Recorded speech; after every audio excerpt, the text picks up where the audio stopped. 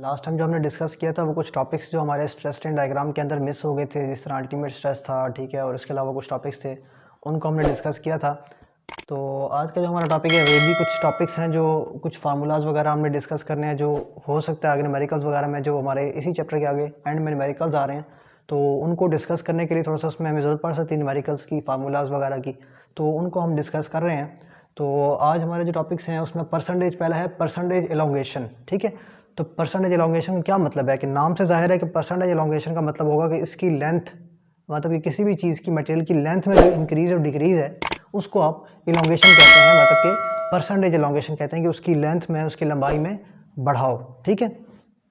तो percentage elongation क्या होगी, जो आपका स्ट्रेन होती है ना, उसी को आप 100 से अगर मल्टीप्लाई कर दोगे तो आपकी वो परसेंटेज निकल आएगी एलोंगेशन की। एलोंगेशन एक्चुअली क्या है, स्ट्रेन है, ठीक है। और उसकी अगर परसेंटेज निकालनी तो क्या होगा, आप उसको 100 से मल्टीप्लाई कर दोगे। याद करने का तरीका समझा रहा हूँ, बाकी फार्मूला बता देता हूँ उसका। आपका फार्मूला क्या होगा, percentage elongation is equal to delta L by L into 100, ठीक है। तो आपका ये जो 100 डेल्टा एल बाय एल है, डेल्टा एल क्या होगा, जो भी आपकी फाइनल लेंथ है, ठीक है, जो भी आपकी फाइनल लेंथ है वो माइनस उसकी इनिशियल लेंथ। लेकिन इसमें ख्याल ये करना है कि इसको आपने पॉजिटिव रखना है। मतलब कहने का मकसद है कि अगर फ़र्ज़ किया एलोंगेशन नहीं हो रही, रिडक्शन हो रही है, यानी कि आप उसको कंप्रेस कर रहे हो, उसको टेंसाइल नहीं कर रहे, कंप्रेस कर रहे हो, उसकी जो लंबाई है उसको कम कर रहे हो, तो आप इसकी फाइनल लेंथ ही लोगे, आप उसकी इनिशियल पहले लोगे और फाइनल बाद में लोगे, ताकि आंसर पॉजिटिव में आए, ठीक है। तो ये चीज़ का ख्याल कर लेना कि आपकी जो लाजमी नहीं है कि चेंज इन लेंथ में जो लेंथ है इसकी फाइनल लेंथ पहले लोगे, फाइनल तब लोगे अगर आप एलोंगेशन कर रहे हो, लेंथ बढ़ा रहे हो, तो फाइनल जो है वो लेंथ हमेशा ज़्यादा होगी इनिशियल से, तो आप फाइनल ले लोगे। नहीं तो आपने, अगर आप कंप्रेशन कर रहे हो तो फिर आप उसकी इनिशियल पहले लो और जो फाइनल है वो बाद में लो, ताकि उसका जो आंसर है वो पॉजिटिव में आए, ठीक है। तो आपने जो भी लंबाई, अब इसको याद करने का तरीका मैं समझा देता हूँ कि परसेंटेज एलोंगेशन हो या परसेंटेज रिडक्शन हो, आपने अगर परसेंटेज निकालनी है ना, एलोंगेशन या रिडक्शन दोनों में से किसी की भी, तो आपने क्या करना है, परसेंटेज एलोंगेशन इन लेंथ या परसेंटेज रिडक्शन इन लेंथ, इसका अगर फॉर्मूला निकालना है तो उसका आसान तरीका क्या होगा कि आपने चेक करना है कि लेंथ कौन सी बड़ी है। वैल्यूज आपको लेंथ की दी हुई होंगी, तो जो भी लेंथ आपकी बड़ी होगी ना उसको आपने पहले रखना है, और जो आपकी लेंथ कम होगी उसको आपने बाद में रखना है। इसका डिफरेंस लेंगे तो आपका डेल्टा एल निकल आएगा। अब मैंने समझा दिया आसान तरीके में, बाकी वैसे आपको अगर जनरली समझना है तो यही है कि आपकी फाइनल माइनस इनिशियल है एलोंगेशन के लिए, और अगर आपकी रिडक्शन है तो उसके लिए क्या होगा, इनिशियल माइनस फाइनल हो जाएगी, ठीक है। तो बाकी उसको ओरिजिनल लेंथ, जो उसकी टोटल लेंथ है उससे डिवाइड कर देंगे, और मल्टीप्लाई जो उसकी ओरिजिनल लेंथ थी शुरू में ना, जो आपकी लेंथ थी उससे डिवाइड करेंगे, और इनटू आपका मल्टीप्लाई हो जाएगा 100 से, ठीक है। तो आपकी ये परसेंटेज एलोंगेशन या परसेंटेज रिडक्शन जो है वो निकल आएगी। इसी तरह नेक्स्ट है percentage reduction in area, same उसी तरह से ही है, लेकिन क्या होगा फ़र्क इसमें क्या आएगा, जिस तरह पर डेल्टा एल बाय एल था, यहाँ पर क्या होगा, एरिया में जो चेंज है वो आपकी आएगी, ठीक है। इसी तरह परसेंटेज रिडक्शन या परसेंटेज इंक्रीज इन एरिया भी हो सकता है, जिस तरह जब आपकी इलोंगेशन होगी तो एरिया में क्या होगा, रिडक्शन आएगी। इसी तरह से जब आपका जो लेंथ है वो अगर डिक्रीज होगी, यानी कि आपका कंप्रेस करोगे, तो उसका जो एरिया है वो बढ़ेगा, ठीक है। सेम उसी तरह से इसका भी क्या निकलेगा formula, percentage reduction in area delta A by A into 100, ठीक है। तो डेल्टा ए क्या होगा, सेम उसी तरह से जो आपको एरिया गिवन होंगे उसमें जो भी वैल्यू बड़ी होगी उसको आपने पहले रख लेना, माइनस जो वैल्यू आपको फाइनल में छोटी गिवन होगी वो आपने बाद में रख लेनी है। अगर आपका फाइनल एरिया जो है वो, जिस तरह फर्ज किया आप रिडक्शन इन एरिया कर रहे हो, कंप्रेस लेंथ में आप बढ़ा रहे हो, लेकिन जो उसका एरिया है वो कम हो रहा है, तो अब आपका इनिशियल एरिया ज़्यादा है और फाइनल कम है, तो आपने इनिशियल माइनस फाइनल करना है। इसी तरह से अगर आप किसी चीज़ को कंप्रेस कर रहे हो तो अब क्या होगा, उसका शुरू में एरिया कम होगा और फाइनल उसका एरिया ज़्यादा हो जाएगा। तो आपने अब डिफरेंस कैसे निकालना है, फाइनल पहले रखना है और बाद में दूसरा रखेंगे, ताकि आपको जो वैल्यू है वो पॉजिटिव रहे, ठीक है।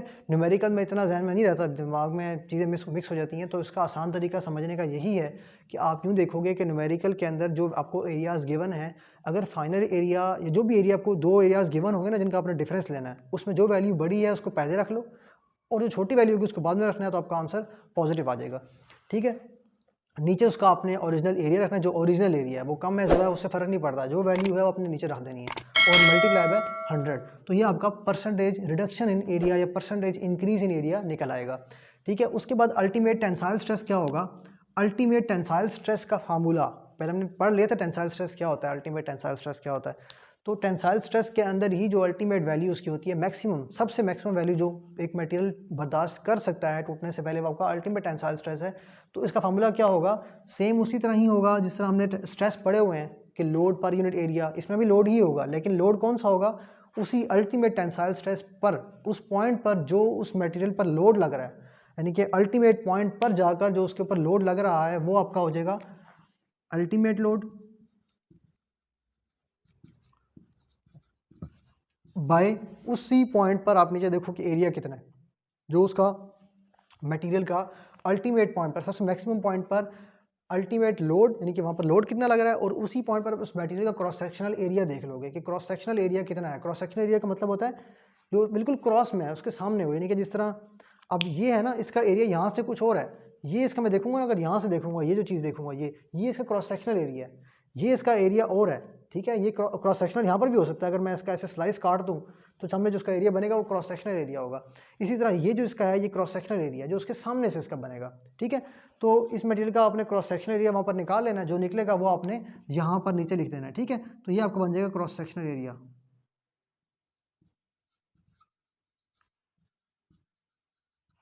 ठीक हो गया। इसी तरह से नेक्स्ट है यील्ड स्ट्रेस। सेम जिस तरह आपका अल्टीमेट ये था ना, इसी तरह से आपका यील्ड स्ट्रेस होगा। जो स्ट्रेस स्ट्रेन डायग्राम के अंदर एक पॉइंट आ रहा था, ये पॉइंट थे ना, यहाँ पर आपका अल्टीमेट स्ट्रेस था, ठीक है। इस जगह पर आपने निकाल लिया अल्टीमेट लोड बाय, इसी जगह पर आपने अल्टीमेट लोड निकालना है, इसी जगह पर आपने क्रॉस सेक्शन एरिया निकालना है, और आपका आंसर निकल आएगा। इसी तरह से जो यील्ड स्ट्रेस है वो आपका इस पॉइंट पर यील्डिंग स्टार्ट होगी, तकरीबन ये पॉइंट होता है आपका यहीं पे होगा, ठीक है, सी पॉइंट।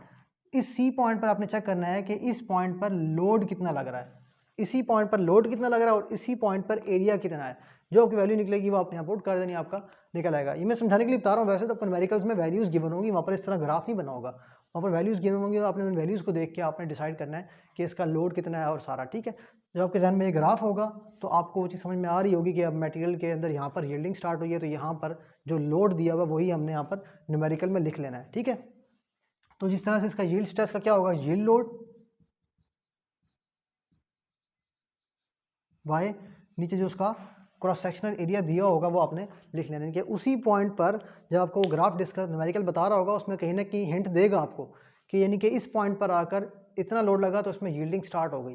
तो अब वो जो आपका लोड लगा है ना, जब यील्डिंग स्टार्ट हुई जिस लोड पर, वो आपका यील्डिंग लोड हो जाएगा। और उसी जगह पर वो एरिया बता रहा होगा, किसी ना किसी तरीके से आपको हिंट देगा कि यानी कि इस पॉइंट पर इसका एरिया इतना था, वो आपने नीचे लिख देना, आपका यील्ड स्ट्रेस निकल आएगा। इसी तरह से आपका अल्टीमेट स्ट्रेस है, और बाकी आपको मैंने बता दिए, ठीक है। तो ये आज का हमारा टॉपिक था, personal elongation, reduction in area, और ये सारे टेंसाइल, अल्टीमेट टेंसाइल स्ट्रेस और हमारा यील्ड स्ट्रेस, ठीक है। तो इसमें से अगर आपको कोई चीज़ समझ में नहीं आई है, आप कमेंट में बताएं, मज़ीद इसको डिस्कस कर लेंगे। उम्मीद है इंशाल्लाह आपको ये बिल्कुल क्लियर हो गया होगा।